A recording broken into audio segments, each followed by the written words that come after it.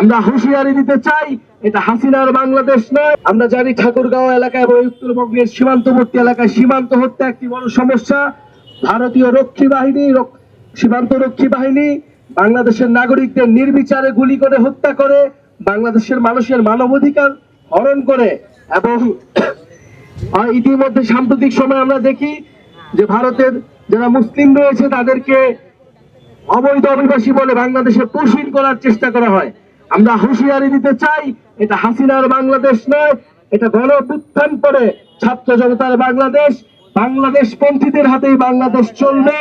ফলে এই সীমান্ত হত্যা যে কোনো মূল্যে আমরা বন্ধ করব এবং উত্তরবঙ্গের ঠাকুরগাঁও সহ যে অবহেলিত জেলাগুলো রয়েছে সেখানে কোনো ধরনের আঞ্চলিক বৈষম্য, অর্থনৈতিক বৈষম্য থাকবে না। শিক্ষা, স্বাস্থ্য, কর্মসংস্থান এবং তথ্য প্রযুক্তি এবং যোগাযোগ ক্ষেত্রে উন্নয়ন প্রয়োজন। এই উন্নয়ন শুধু ঢাকার উন্নয়ন হবে না, বরং প্রান্তের যে জেলা ঠাকুরগাঁও জেলা সহজেই প্রান্তের সকল জেলার উন্নয়ন যেদিন হবে সেদিনই আমরা প্রকৃত উন্নয়ন হিসেবে এটা গ্রহণ করব।